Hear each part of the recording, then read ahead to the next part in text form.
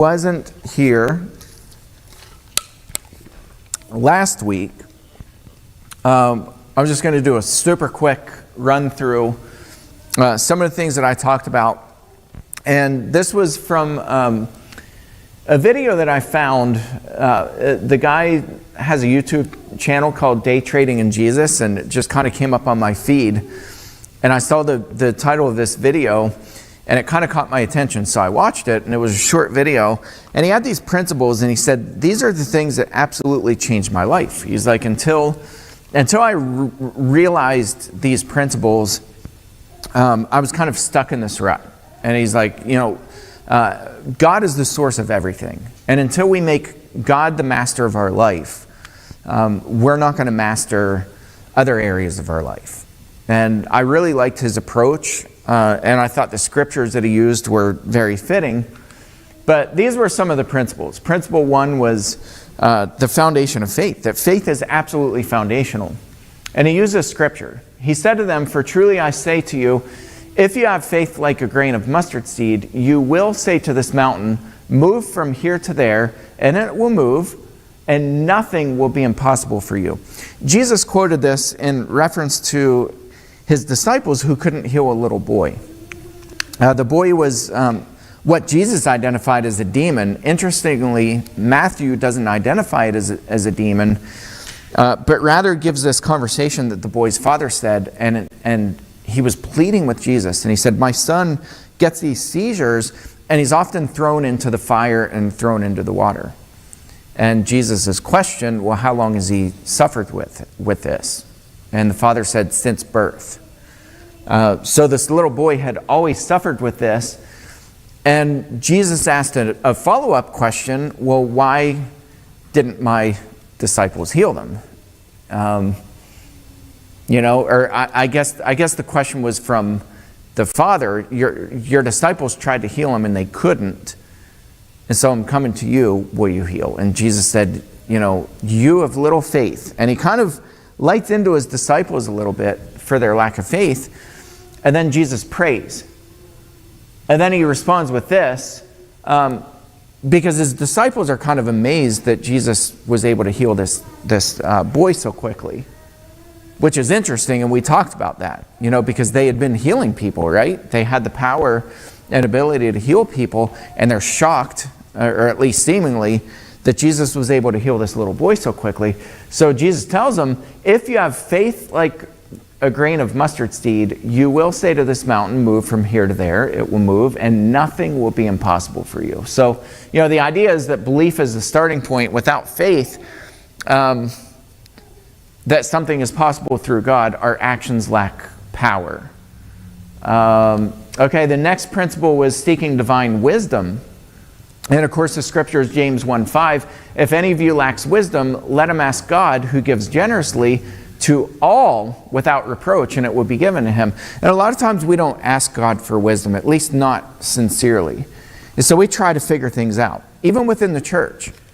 It's like we try to figure things out, and we try to put our best effort forward, and we're like, all right, we're going to do what works, and we're going to come up with ideas, and we're going to brainstorm. And I think it was Tom Rainer.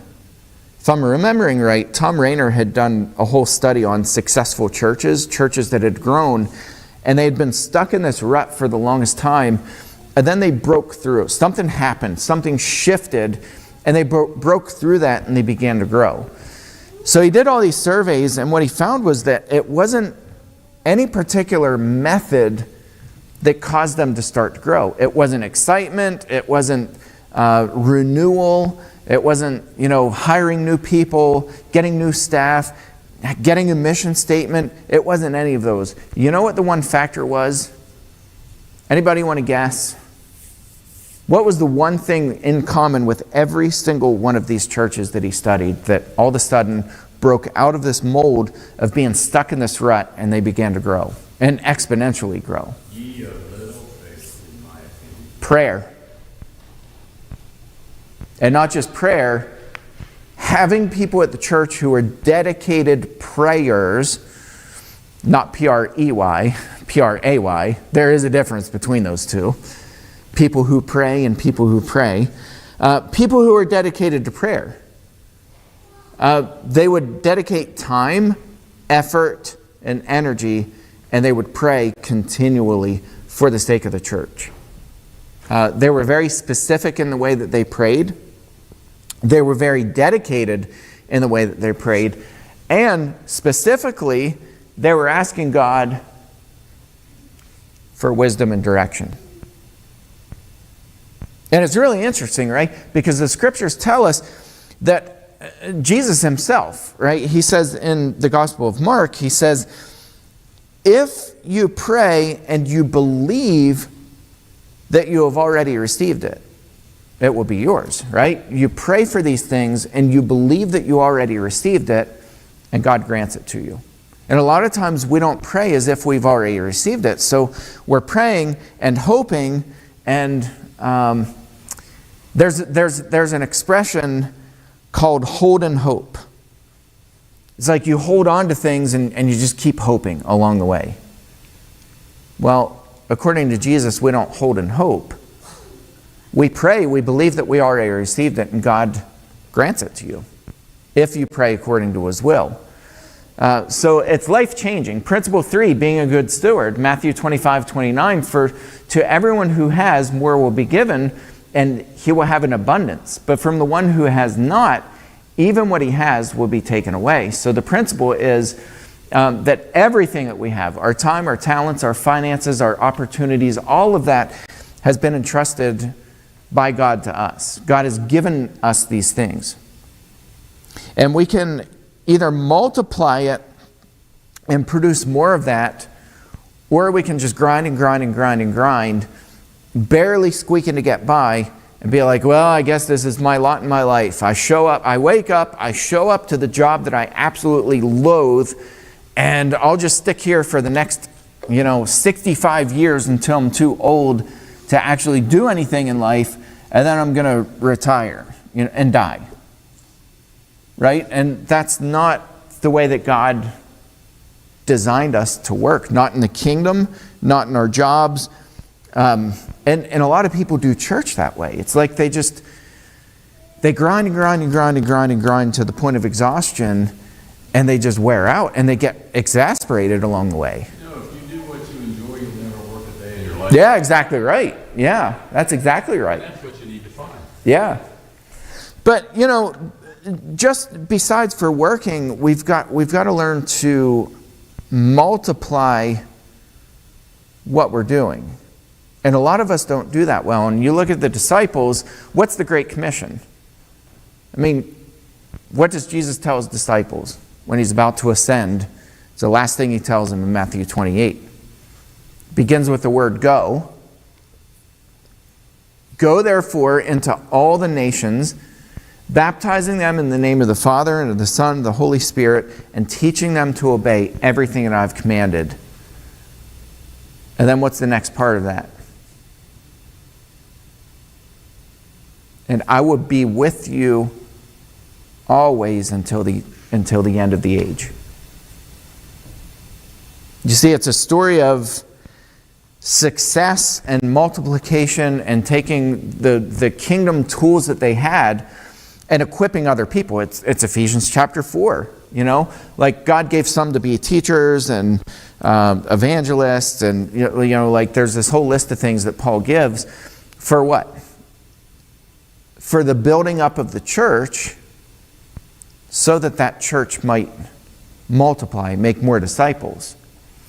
When we really get this, when we understand this, it all goes back to this principle, this parable of the talents.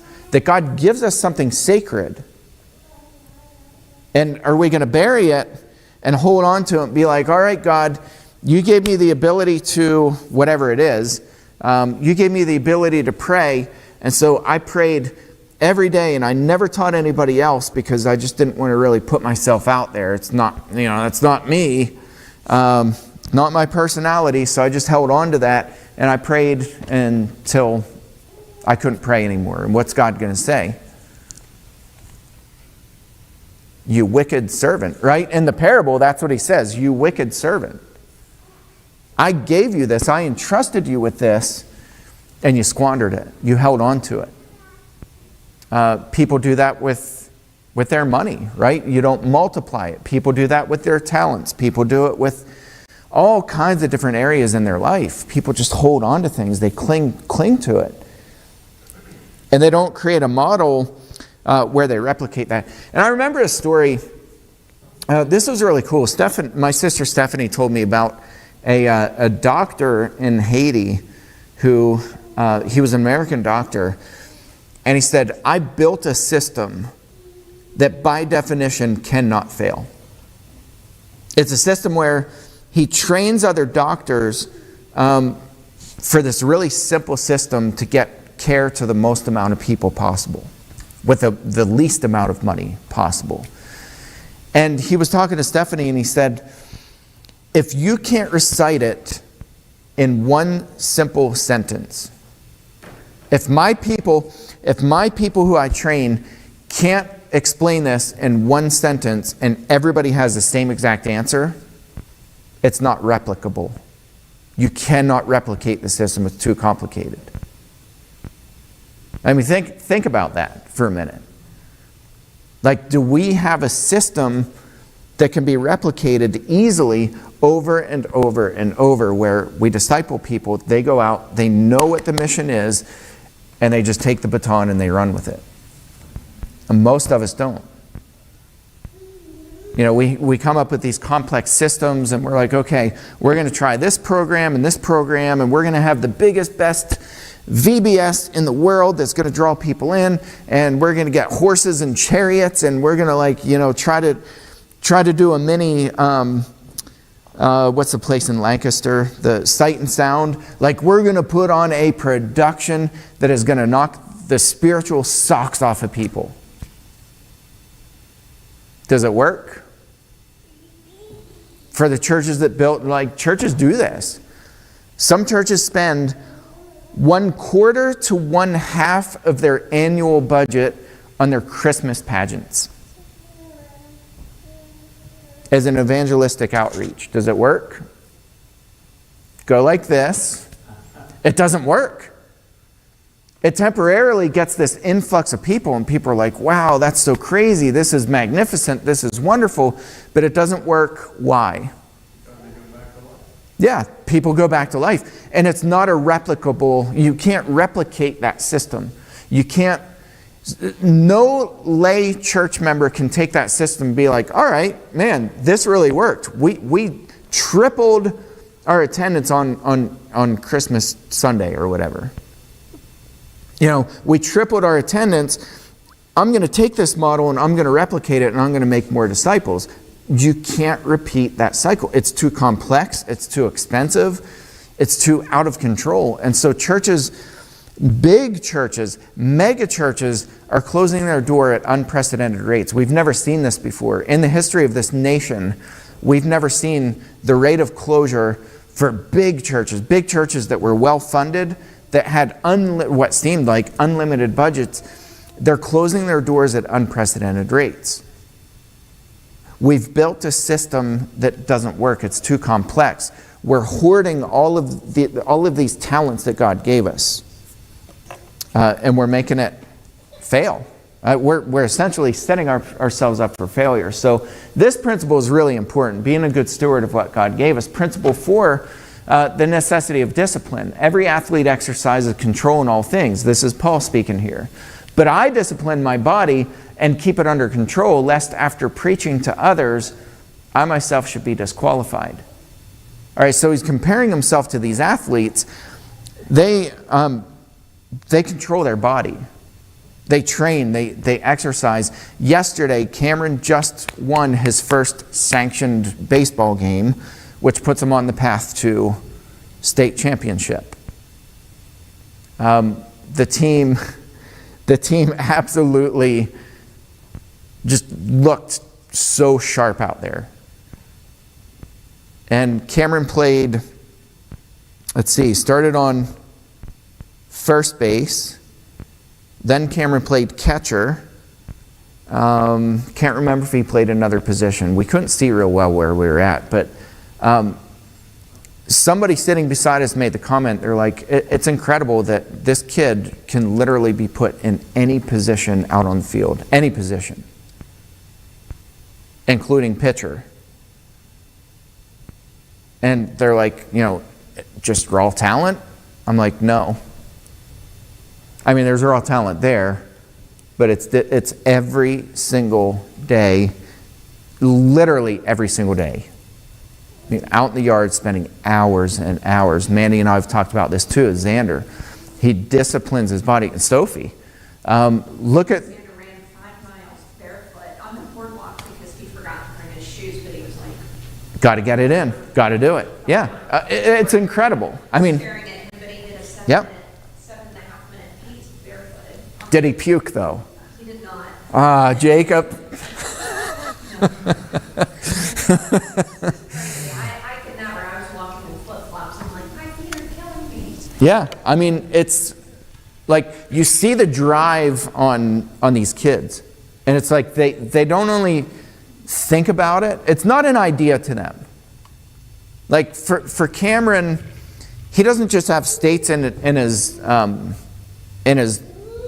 eyesight, in his target. He wants to go to the World Championship because this year and next year are the last 2 years that there's even a possibility of making it to the World Series, the Little League World Series.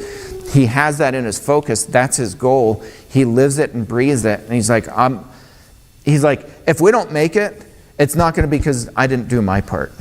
Are you going to come up and help teach? I have my assistant. But discipline is, Paul says, when I preach, when I'm going out and I'm doing these things, I beat my body into submission. I discipline myself. And it's not just about getting up and doing my job, or exercising, throwing caution to the wind, and we're like, well, I'm just going to let the Holy Spirit guide me. That's not how Paul operates. It's about discipline, and he disciplines his body over and over and over and over again. And, Jacob jokes about that, but, like the reality is, there's some truth to that. Like, if you're not throwing up, you didn't push yourself right to the limit, right? It takes discipline. Nobody just jogs to the finish line and they're like, well, I'm really good at running marathons or whatever it is. Nobody wins that way. Nobody. There is no Olympic athlete in the history of mankind who won because they're just naturally talented. Zero. None. It does not work that way. And yet we want it to work that way in the church. And we're like, well, we'll just pray that things work out. No, it doesn't work that way. With budgets, how many people, I've spoken to so many people who are, with benevolence, getting benevolence calls.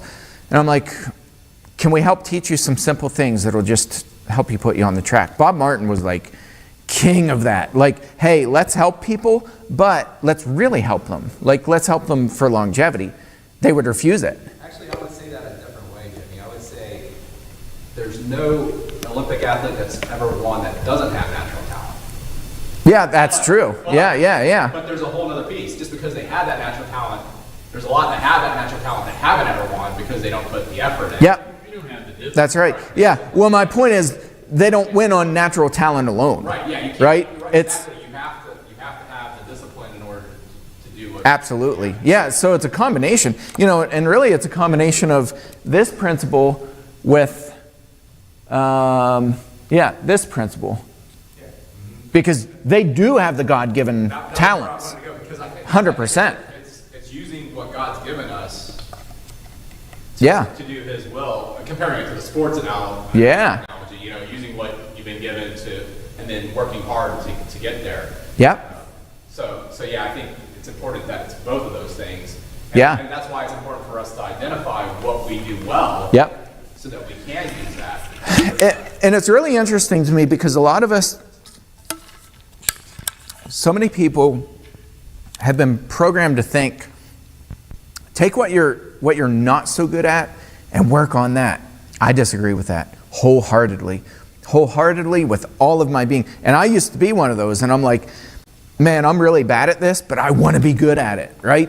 I want to prove myself. I want to prove that I can do it. I want to prove too that God's going to be behind this and God's going to bless it. I don't think that's how God operates. I don't think God's like, man, you don't have this talent whatsoever, but I'm gonna push you, and I'm gonna bless you, and I'm just gonna pour all these blessings on you because you're trying.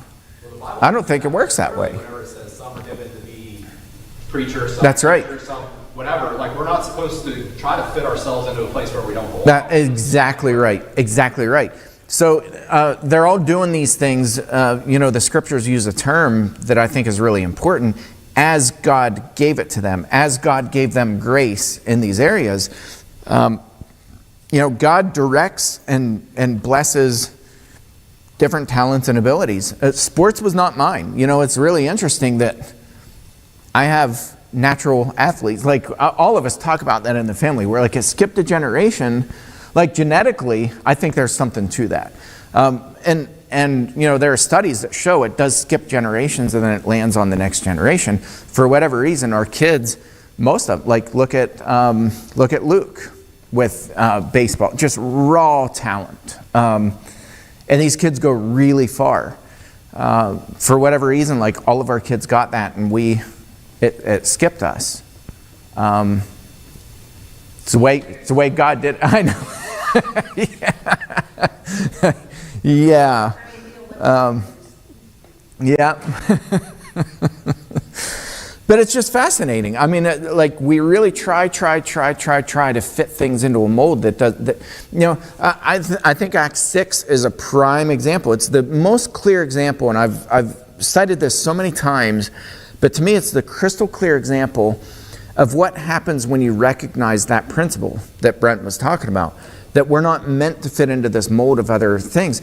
So, the whole conversation with the widows being overlooked for the food distribution, they came to who? The preachers. And they said, you guys, we need all hands on deck. We need people to help. Their response was, it would not be right for us to neglect the gift, the ministry of preaching and teaching in order to wait on tables. That would be absolutely wrong of us to do that. Therefore, choose 7 men who are full of wisdom and the Holy Spirit and let them coordinate this effort. And when they did that, they chose the 7 men. They went out, they directed this effort. And the very next passage it says, and the church multiplied greatly. I love that. And it's that principle of God blesses you. When you take the talents that He gave you, you stick with those and you replicate them. You disciple other people. What did Paul do?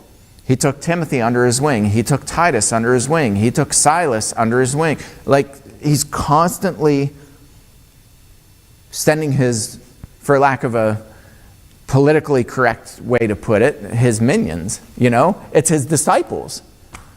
He sends them out. When you put everything together about what we've been talking about as far as that goes, like, if you focus on what you're good at and what you enjoy doing, yeah, then you're going to accomplish a lot more than and that's when you get, you talk about burnout and getting overloaded. Mm-hmm. Well, what causes burnout and overload?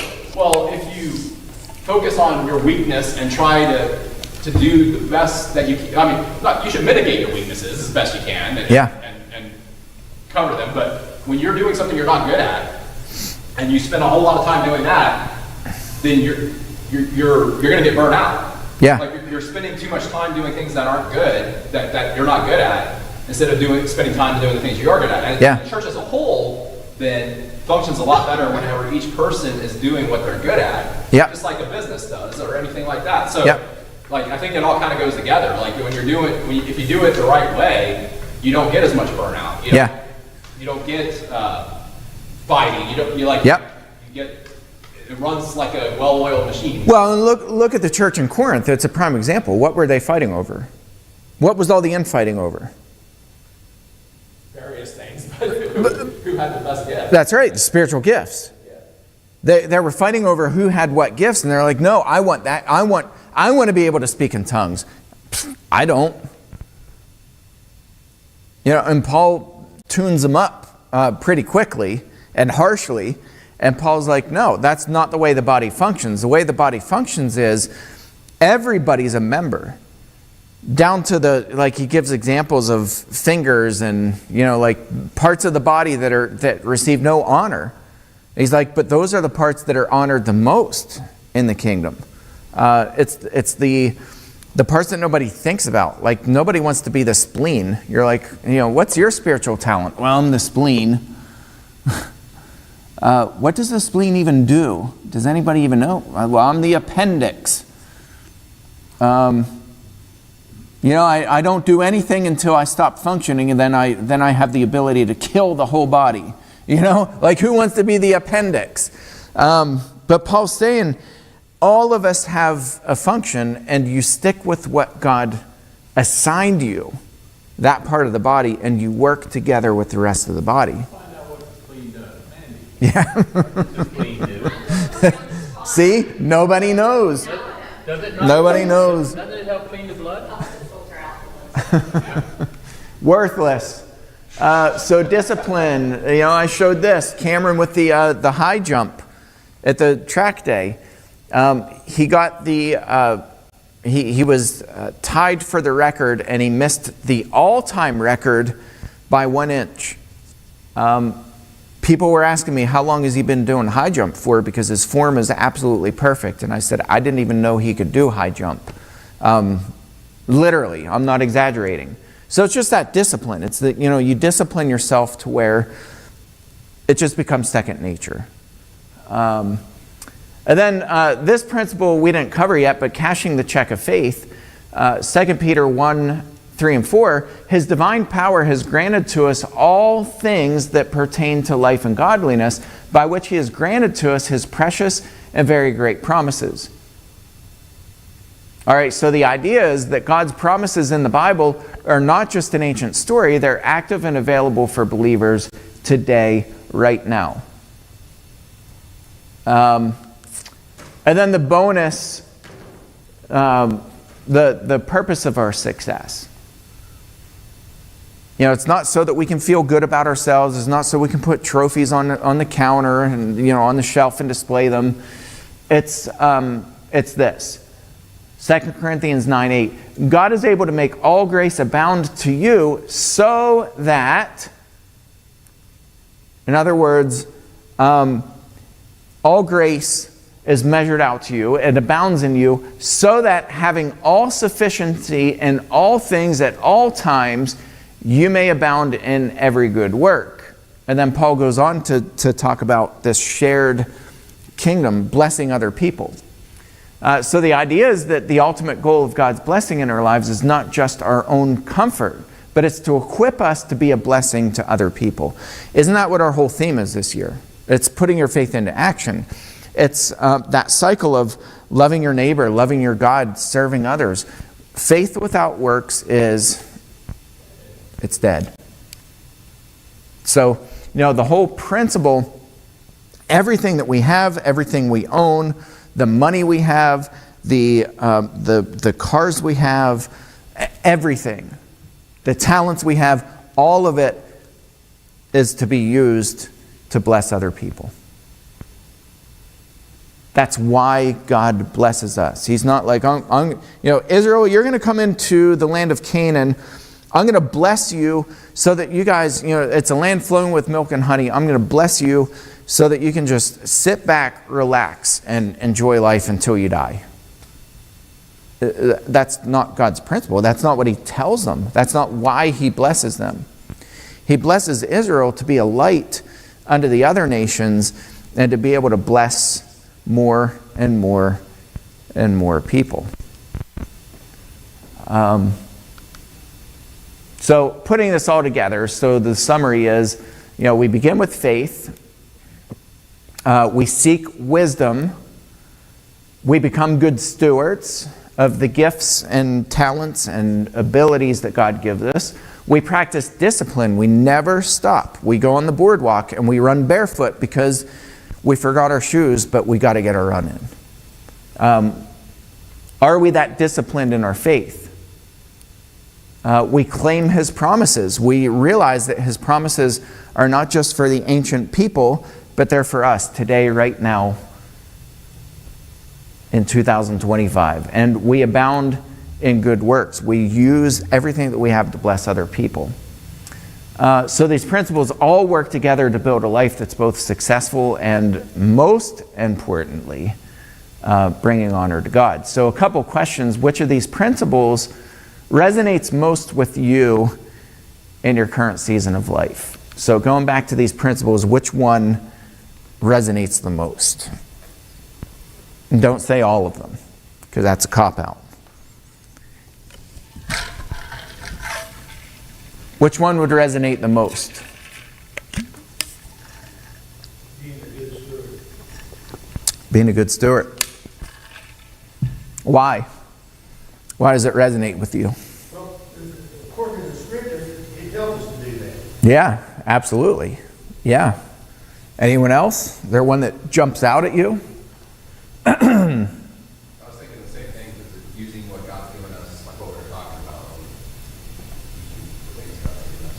Well, It's hard to do because a lot of times we're very aggressively, Natalie and I, like super aggressively in the stage of investing and just like pumping everything into that. And you get to a point where you can do that so much that you realize, okay, you can and you should take a portion of this and bless other people. Like take chunks of that, and you don't have to go all in. The whole point of doing that is to be able to bless other people. So yeah, that's a good one. Anyone else? I think discipline. Discipline, yeah. I think if you really stick to that, the rest of them fall in place. Yeah. Yeah, kind of like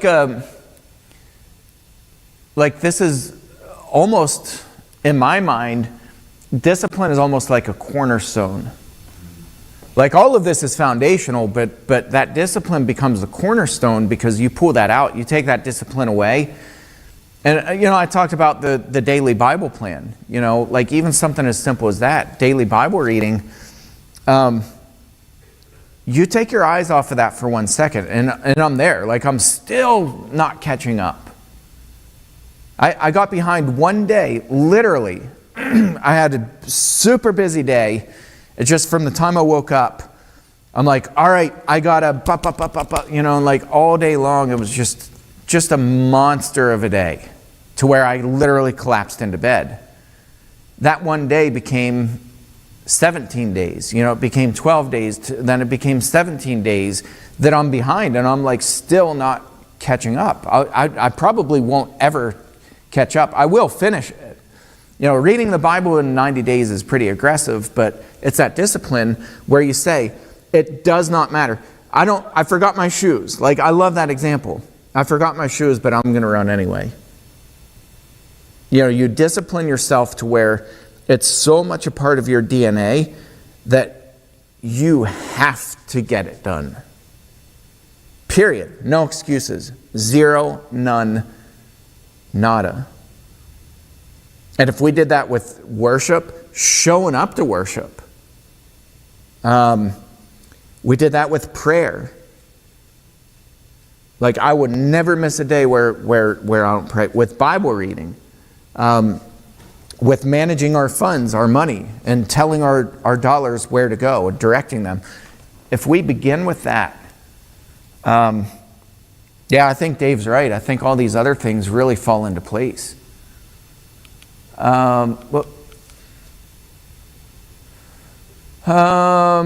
Let's see, we are super tight on time. I like this question. Number 2, can you give an example of how you've seen one of these principles work in your life? If anybody wants to share, get personal, we'll sit in a circle, we'll share, pour our hearts out. My parents were very good at pushing us when we were growing up. That if you were going to do something, do the very best you could do. Yeah. don't have anything. Yep. They Give it 100%. push us to strive to be better people. Yep. They pushed us to help other people. My dad was wonderful with that to me. My dad would fix and help anybody with anything. All they had to do was that. I think a lot of that's these, all of these principles working together. Whatever you do, give it 100%. And that's really hard to do psychologically. It's hard to do. We see ups and downs constantly in life. We have good times and bad times, just all over the place, constantly. Constant emotional roller coaster, spiritual roller coaster, every single day and sometimes minute by minute. That principle of give everything 100% no matter what. And it reminds me, I think I shared this story before, the story of Rusted Root, the band from Pittsburgh, where they literally showed up to do a concert. They were invited in, I think, the state of Indiana, and they're in a parking lot, and literally nobody showed up. And so they're getting ready to pack their things up, and they're obviously discouraged, their tails between their leg, and they're like, I guess the music life isn't for us. Nobody even showed up. And one of the band members said, you know what? We're getting paid to do this. We're here. Our equipment's here. Let's put on a concert as if we have a packed stadium full of 100,000 people. Let's give it our all. Let's give it our best. And they did. They start rocking out. I mean, absolutely just crushing it. And pretending, like giving it 100% plus. And there was one person who walked into the parking lot and stopped and listened to the band. And afterwards, she was like, that was incredible. Why are there not people here? And that same band member said, well, there are people here. You're here. And we gave it our all. That person who walked up and listened to the band was Sheryl Crow. And she was so moved by that she put them on the map. And that's how Rusted Root became famous. It was that concert that night in a parking lot in the middle of nowhere with nobody literally except Sheryl Crow who showed up to it. But they gave it 100%. They gave it their all. So God will bless that. But we've got to stick to that routine. All right, we're out of time. Next week, Brent will.